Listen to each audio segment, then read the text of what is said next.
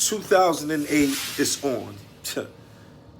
From 2008 to 2018, when I say it's on, man. Like, I'm walking around. In the beginning, I'm walking around with bottles. I'm copping bottles. I'm talking about this was so easy because doctors at that time in 2008, they were giving out Percocets like it was like, man, free. It was like a free luncheon, like over the summer times. Like, you have a toothache, you could get about 40 Percocets, 50 Percocets. Yo, they, like, I'm telling you, Philadelphia doctors were giving out Percocets ungodly. You got a back problem? Oh, I got a backache, man. You know, my back is messed up, man. I got chronic pain. Oh, okay, well, here go Percocets. And they were giving out 512s and 602s like it wasn't nothing. I'm talking about like it wasn't nothing, right? I'm knowing people. I'm getting to know people who in the mix now. Yo, who got bottles? I'm copping bottles. Yo, you hear that grrr, you hear that jingly sound? Yeah, that's Percocets. I cop a bottle for me, and then I cop another bottle for me and whoever else want to get high. Because see, for me as an addict, right, I was a generous addict. Like, I don't want to see nobody suffer from not being high. So if I got Percocets, yeah, Percocets on me. Crazy.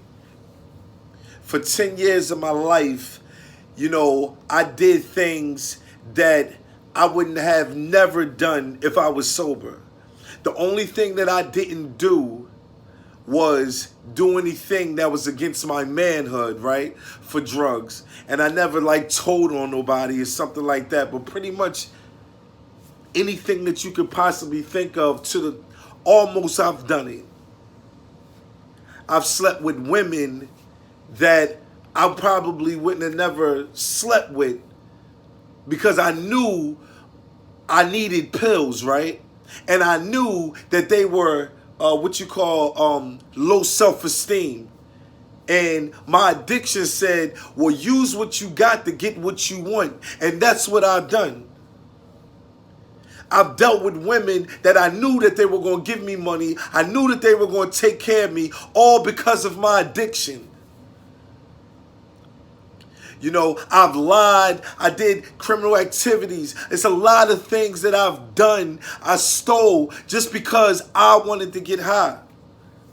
For 10 years of my life, I would stop and then I would go. I would stop, then I would go. I got into relationships that I probably wouldn't have never got into if it wasn't because of my addiction. Now, don't get me wrong. I am taking full responsibility of what I've done, right? And I'm saying that I'm sorry to those I've used, those that I've hurt, those that I've lied to. I apologize because my addiction took over me and I wanted what I wanted at that moment. See, it's a difference when you got money, right? And there was times that I had money, I didn't care about my addiction because I was able to take care of my habit. I didn't feel like I was an addict. I didn't feel like I needed help because I had the money to take care of what I wanted. It was when money got low to the point where it got low. Now I ain't even got no money. And now I'm looking at myself like, no, Brandon, you a junkie. You are a junkie now because I'm begging. Yo, let me borrow $20. Let me borrow $15. Yo, I give it right back to you. I give it right back to you. Some people I gave it right back. Some people I didn't. And I apologize for that. 10 years of my life, I neglected my children because of this addiction, this disease called drug addiction. I neglected my children. And this is why I am not able to be with my daughter based on my drug addiction. This is why my son is starting to understand now as we getting older, yo, I'm not respecting Pop right now. And my two youngest kids, they don't even know no better. So I neglected all of my children based on my drug addiction. Times that I wasn't jumping in the shower, brushing my teeth, because I wanted to get up and say, damn, I need another Percocet just to function. That's all I want to do. Let me function first, and then I can find other ways of taking care of my habit. Now, this disease had me twisted, man. It had me twisted. Using my children, using my children, losing jobs. I go to work, going through withdrawal, and it's like, man, I can't make it. Oh, I got to leave early. Coming up with all types of excuses because now I'm going through withdrawal. Constipated. Now I'm thinking, damn, should I go to the hospital? What should I do? Whatever I'm doing, I still need to get high. And even when I stopped, right? Because there was times throughout these 10 years that I stopped. And I did it cold turkey. I never had tools to understand this thing called drug addiction. I never knew what it was like to be addicted to something, go through withdrawal, and understand that it's certain things that you can't do no more if you want to stop your drug of choice. Now, yeah, I was drinking liquor, but I wasn't addicted to liquor. Liquor wasn't liquor, beer, wine. That wasn't something that I could say I needed every day, all day, 24 hours a day, 7 days a week, 365 days out of the year. Liquor, beer, wine, weed, no. Lean, no. I needed the Percocet. Ecstasy, no. I wanted Percocets all day, all night. That's what I wanted.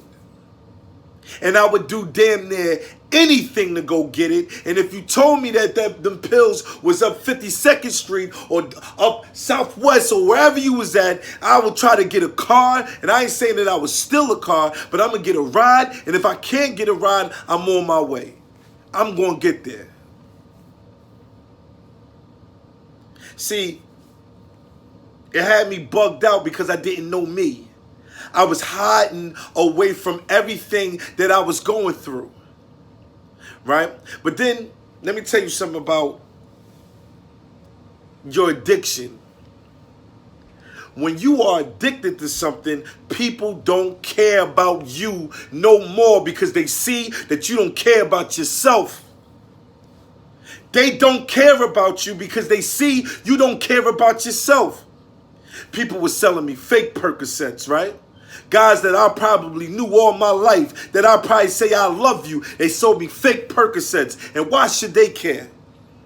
Me trying to prove that, oh no, well, you know what, man, I'm going to prove to them that I can get off Percocets. I'm going to prove to them that I can get off Percocets. No, and this is why I got back on Percocets, because I was trying to prove to another person that I can get off. And what did they do? Well, he'll get back on. He'll be back on. Look at him. He'll be back on. Can't be mad at them. You cannot be mad at those people that gave up on you. You cannot be mad at those people that you proved them right every single trip. They treating you according to how you are treating yourself. Running around looking in mirrors thinking that I was cool. Oh yeah, no, you cool. Everything good. Then you look back at the pictures and you like, whoa. And then I'm still not good because once again, I'm still drinking. Excuse me. I'm still drinking. See, as an addict, you got to stop everything. Because one drug can lead to the next drug, and then it can lead to your drug of choice. This is why you got to leave everything alone. Now, don't get me wrong. Some people say, man, I've seen my mother. She never went back to crack. But she went to a new drug. And this is why I don't take Suboxone. I tried Suboxones on the streets, and it helped me, got me off. But I still didn't understand. I didn't know. I didn't have the tools to understand what Suboxones can do for you. And this is what I tell people: if the withdrawal of an opiate, is bad, what do you think the withdrawal of Suboxones are going to be? Because Suboxones are supposed to block the opiate use. Suboxones and methadone, and they got some type of shot out where you could take that once a month, and all these, and they're supposed to just help you with this opioid addiction. No, had to do this thing naturally, man. Naturally. What did I do? I went to rehab. Shout out to Arms Acres, upstate New York.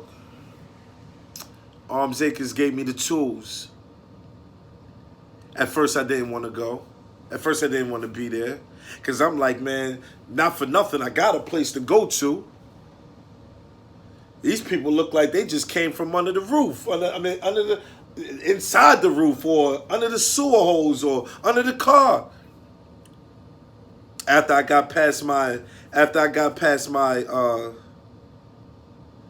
my 4-day blackout notice, I guess, detox, if that's what you want to call it, I went straight to rehab. 5-day blackout detox. I went straight to rehab.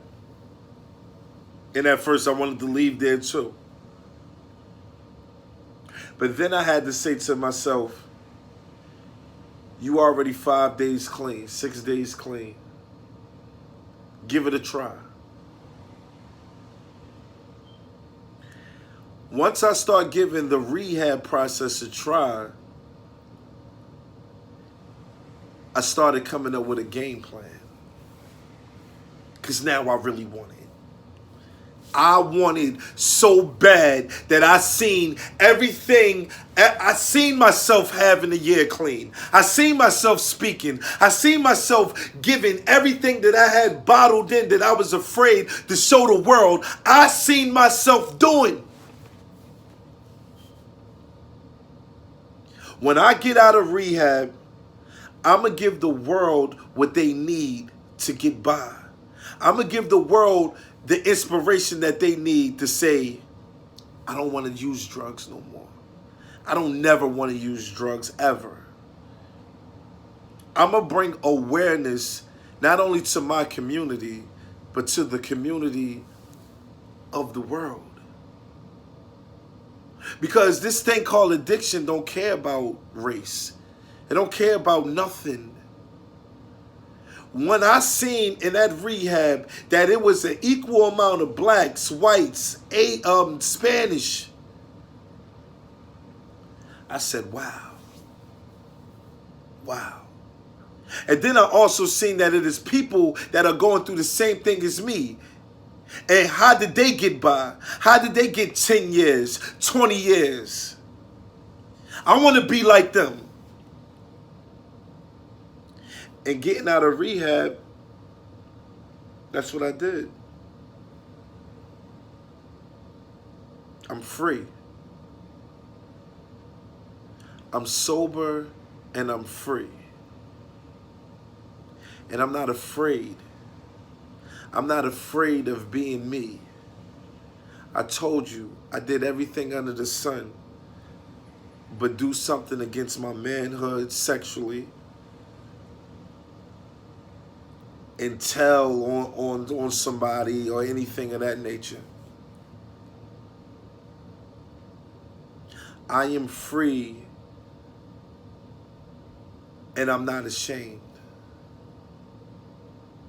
I am not ashamed of my story.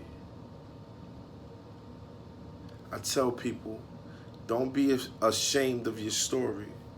Be ashamed if there's no ending to your story.